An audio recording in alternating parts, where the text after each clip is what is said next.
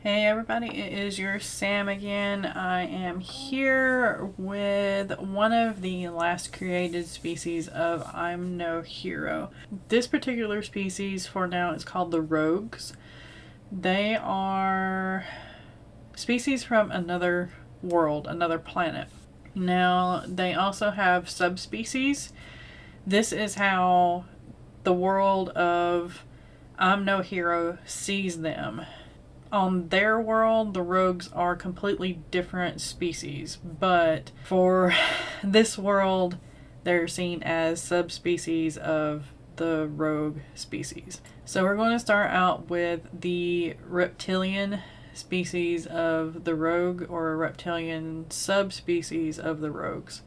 Rogues usually have about a lifespan of 50 years. Their average height is about 2 meters. Their average weight is about 20 kilograms. I don't know why I put that there, but I'm going to go with it for right now. I think this is pre-filled in all of them, so I'm going to have to go through and double check that. They usually have their habitats in deserts or rainforests. Reptilian subspecies of the rogues are cold-blooded, so they need warm climes in order to function properly. And they are cold-blooded like the reptiles that we have on our world. They need to sunbathe, they need to warm up, they need to be warm in order to metabolize the food and all that good stuff. History and origins. The reptilian race was one of the first of the rogue species to arrive on this world. They originated from another world called Artre. This is going to be another series of books, so I'm kind of tying all my worlds together here. I don't know if that's going to stay, but they've been in this world, the world of I'm No Hero, for about 100 years or so. The reason why they left Artre is because Artre is a broken world. It has been hit by several meteors, and it is literally broken into pieces now, and they started traveling to other planets in order to find a better home for themselves. They're kind of explorers, and they've kind of settled on this world a little bit. They haven't really taken over. They don't have any desire to really take over this world, but some of them do have a desire to stay here and live here. They speak a Farsi type language. They have learned the common tongue of this world through basically trial and error. So over the past 100 years or so, they have taught themselves the common tongue in order to communicate with the humans and the Steiger and the Wilkins. Some of them have learned Steiger and Wilkins speech as well. Growth stages, you have hatchlings. They do have a reptilian reproductive system, so they do nests and eggs. So from 0 to 3 years, they're hatchlings. They're forming in the eggs, they break out, and they learn to crawl within the first few hours. And they feed on like mushed meat and liquids and stuff mostly. Childers are from 3 to 14 years. They grow kind of like human children. Now, the range of how reptile they are depends on the parents. It depends on genetics. So some may have reptile heads and claws and a tail. Others may have just scales that cover skin, but they're very human-like. They might have reptilian eyes too. So it really just depends on genetics. So say one that looks completely like a lizard mates with one that just has the scales but is very humanoid. Maybe they have a child that has like a lizard head but humanoid body. The child may have a tail as well. Like I said, depends on genetics. Adults is usually between like 15 years old, 16 years old to the time they die. Again, very short lifespans, especially considering that Wilkins and Steiger live over hundreds of years, or 100 years. Skills and abilities. Reptilians have very high strength. It's twice what humans can do. Stamina, again, twice what humans can do. Species specific, I put this at for reptilians. They can taste the air, kind of like snakes do. You know, they retain heat. They have slow metabolism. They do have a skinning thing, so I'm going to add that into the weakness right here for when they shed.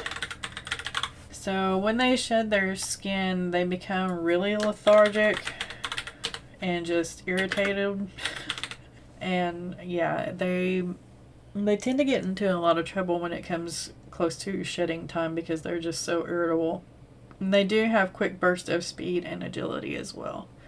And weaknesses, the sun, if they don't get enough sun, then of course their metabolism is, down. They can't process food, they can't move very well. And they do have a really soft underbelly. Again, if they're more humanoid, then depending on where they have their scales and stuff like that, they might have soft skin everywhere. But most of this species do have the soft underbelly from neck to groin. It's really soft. If they do have scales, there's some chinks in there. It's really soft scales, kind of thing. So their armor right there is not very good. Alright, next we have the bird section of this species. I kind of forgot to put in, so as you can see, all the statistics are the same here. Again, I'm going to have to, skills and abilities, they do have flight, they do have wings. Most of them, the wings are kind of attached to the arms. Some do have wings and arms. So it just depends on genetics, on what they look like, how they're formed, and all that good stuff. They are experts in tedious work. So these have a tendency to do embroidery and tapestries and stuff like that. Their eyesight is really, really good. So their tapestries and things that they make are very colorful. They're very detailed because they can see so well, and they can see weaknesses in threads and all that good stuff, whereas normal people can't. So they are very good at tedious work. They take care of their things, and they create things that are very superb. Again, their sight is another skill that they have. Most species can usually see for miles. An example, they can see an ant on a stick from 500 feet away if they want. Weaknesses, they have light bones like our birds do, so their bones are easily breakable. And that they don't have much strength because of that. Another weakness is going to be that they're prone to opportunity. That's how I'm going to put it. Are very opportunistic. So if they think that, say, evil is winning, they're going to side with evil. If they think the good is winning, they're going to side with good. They're opportunistic. Growth stages, you have hatchlings from 0 to 3 years, you have the childers from 4 to 15 years old, and you have adults from about 16 to death. Habitats, rainforest, deciduous forest, and plains. History and origins, they're the second ones to come from Artray to this world. They've been in this world about 90 years. Yeah, the reptiles were the first ones, but the birds have been here for almost as long. They also speak a Farsi type, common, and they relate more to the Welkans, so they speak Welkan as well. They're also, like I said, they're opportunists, but they're also kind of seen as the neutral ones because they stay out of it until they see who wins. We're going to move on to the bears now. The bears are not very nice. Bears they're kind of like the evil out of the rogues. Some even think that they are one of the causes as to why their world Artray was destroyed and broken apart, because they think that they set a few meteors towards Artray in order to win a war that they were fighting. So yeah, they're not very good people. Skills and abilities, they have superhuman strength. It's about 3 times that of a human. And they have a power bite and a power swing. They're able to bite off like a shoulder or crush a head in their jaws. And whenever they slam a fist or a paw into someone, they can send them sailing. Some have been known to break trees that have stood for hundreds of years, you know, fairly thick trees like railroad ties with just a single punch. So yeah. Weaknesses, they are very fleshy. They have no natural armor, so they have to make their own. They have to wear their own. The bears kind of snuck in. They weren't welcome. The reptiles and the birds tried to keep them out, but they just basically snuck in. So they've been in the world of I'm No Hero for about 70 years, give or take. Common locations for them is places called Destroyer Hills.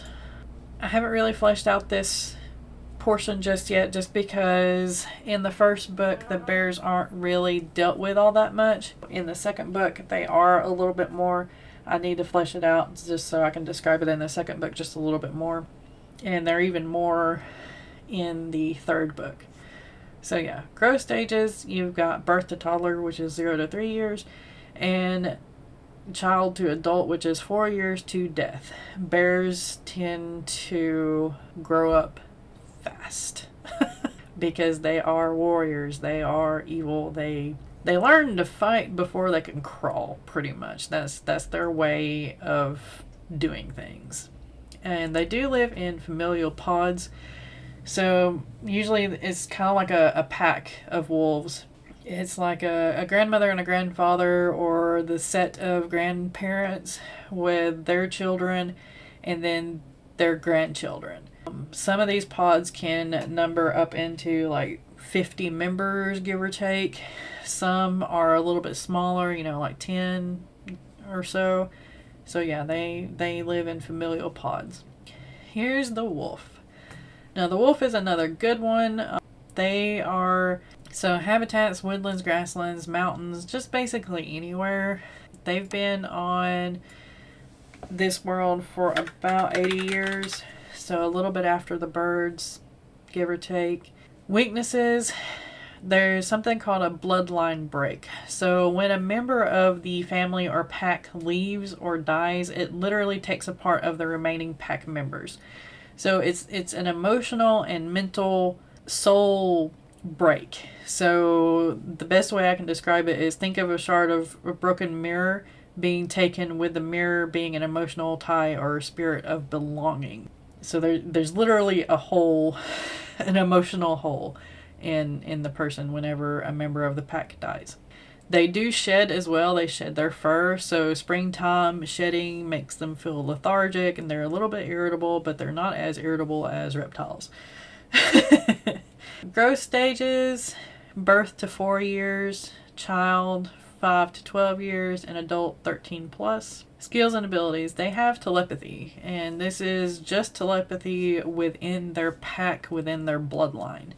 They can't really communicate with other packs unless part of their bloodline has went over into that other pack, but it's very rare. It's weaker. Scenting, they do have a strong sense of smell.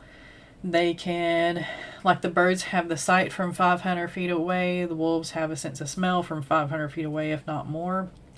Stamina, they have high stamina. Their reproduction system is mammalian, so it goes from, you know, birth, live birth to pup and stuff like that. And that is a very quick rundown of the rogues. I do also want to read some of their basic laws. You can kind of think of this as commandments. Each race of the I'm No Hero world has these commandments, has a set of commandments that they follow. For rogues, number 1 is take what is needed, no more. Number 2, use all you have, give surplus to those in need. Number 3, blaze new paths. Number 4, everything a place, every place a thing. Number 5, leave better than what you arrived. Number 6, let the mind be voracious and the heart be worldly. So yeah, that's some of their things that they live by. Anyway, I hope you enjoyed this little look into the rogue species of my world. Basically 2 worlds, if this holds. If you like content like this, make sure to subscribe. If you want to be notified of when I upload videos like this, hit the bell. I try to upload videos every Thursday and Sunday. Sundays being things like this about my work in progresses and writing things. And if you like this video, make sure to hit that like button, and if you have any comments, feel free to comment them down below, and I will see you next time. Keep writing, be careful, and be kind.